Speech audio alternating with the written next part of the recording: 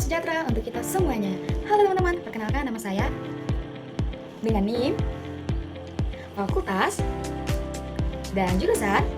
Baik, hari ini saya akan membahas hubungan timbal balik antara filsafat ilmu dan pendidikan, dan kenapa kedua-duanya itu tidak bisa dipisahkan dan malah saling menguatkan satu dengan yang lain.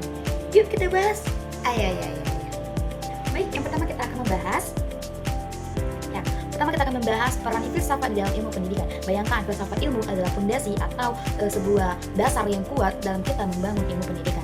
Karena filsafat ilmu membantu memastikan kalau ilmu pendidikan itu benar-benar ada, sah, dan punya dasar yang kuat, sehingga filsafat ilmu mengawasi supaya semua teori, konsep, dan cara kita mengajar itu benar-benar bersifat ilmiah, tidak hanya tebak, tidak hanya asal tebak, tidak hanya asal diterapkan. Selain itu, filsafat juga menanamkan nilai-nilai penting di dalam pendidikan, kayak kebenaran, keadilan, kemanusiaan, dan kebijaksanaan. Jadi, pendidikan itu bukan cuma soal transfer pengetahuan saja, tetapi memegang teguh nilai-nilai yang baik dan benar. Singkatnya, berkat filsafat ilmu, jadi ilmu pendidikan ini jadi jelas arahnya, kokoh dasarnya, dan terjaga kualitasnya. Baik, yang kedua kita akan membahas bagaimana pendidikan memperkuat perkembangan filsafat ilmu. Nah, ini hubungannya adalah timbal balik. Kalau filsafat ilmu menguatkan pendidikan yang bermakna dan bernilai juga bikin filsafat ilmu semakin berkembang. Pendidikan itu tempat penerapan nyata dari filsafat ilmu, yang dimana proses pendidikan kita menghadapi banyak situasi, masalah, dan tantangan baru. Hal-hal inilah yang membuat bahan filsafat ilmu terus bertanya, meneliti, dan menyempurnakan setiap pemikiran yang ada. Misalnya, saat kita temukan cara mengajar yang baru lebih efektif atau menemukan cara pandang anak belajar, semua itu menjadi masukan berharga buat filsafat ilmu yang buat semakin matang dan berkembang. Jadi pendidikan itu lapangan uji sekaligus sumber ide buat kemajuan filsafat, membuat filsafat ilmu sendiri yang semakin maju dan berkembang.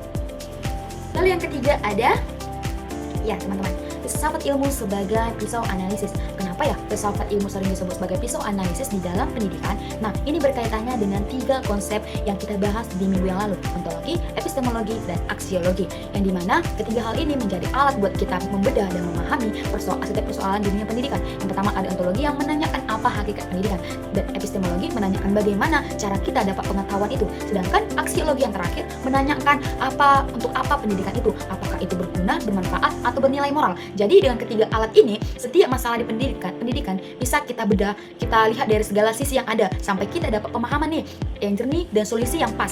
Makanya dibilang filsafat itu adalah pisau analisis karena tajam dan bisa membedah masalah sampai ke akar-akarnya.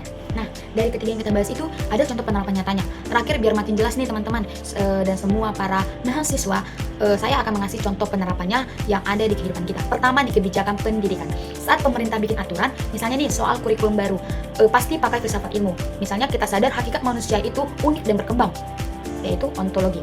Jadi aturan yang disusun supaya setiap anak bisa berkembang sesuai bakatnya, bukan dipaksa atau disamaratakan.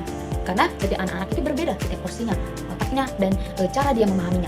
Yang kedua itu penyusunan kurikulum. Saat kita pilih materi apa yang harus kita ajarkan, kita pakai aksiologi. Jadi kita tanya apakah materi ini berguna buat anak murid nantinya, atau apakah materi ini punya nilai kebaikan atau jadi keburukan. Jadi pilihlah materi yang benar-benar bermanfaat dan bermakna. Lalu yang ketiga adalah proses belajar mengajar. Saat guru memilih cara mengajar, misalnya nih pakai diskusi atau kelompok, itu juga pakai epistemologi, yang dimana guru sadar kalau pengetahuan itu mudah dipahami kalau murid terlibat langsung, bukan hanya ceramah atau mendengarkan saja, tetapi anak ikut langsung dalam mempraktekannya. Jadi cara mengajarnya itu disesuaikan supaya pengetahuan itu benar-benar sampai dan dimengerti oleh setiap anak murid. Dan ini bukti nyata kalau filsafat ilmu tidak cuma teori saja, tapi dipakai setiap hari di dalam dunia pendidikan sampai sekarang ini yang kita lakukan. Jadi kesimpulannya teman-teman, filsafat ilmu dan pendidikan itu ibarat dua sisi mata uang, saling melengkapi, saling menguatkan, saling memahami. Karena filsafat ilmu ini bikin pendidikan tetap kokoh, bernilai, dan berilmiah. Sebaliknya, pendidikan bikin filsafat ilmu terus hidup, berkembang, dan punya makna nyata. Sekian penjelasan singkat dari saya, semoga bikin kita semua memahami arti dari filsafat ilmu di dalam pendidikannya dan pentingnya hubungan keduanya ini. Jika ada kesalahan dalam penjelasan saya minta maaf. Sekian dari saya, terima kasih, bye-bye.